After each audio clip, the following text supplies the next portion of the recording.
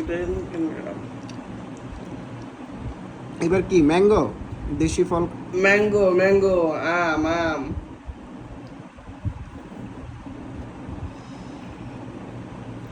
রাজশাহীর আম রাজশাহী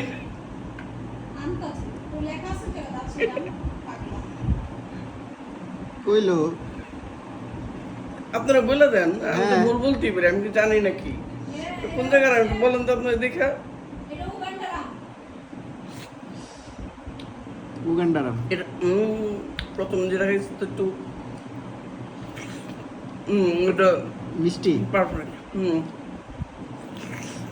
অ্যাভোকাডোর মতো খুইলা খা। এই যে। আমি খাই বেশি, কথা বলি কম। মজা মজা। হালকা কপি করলাম, বলেন তো কার মতো?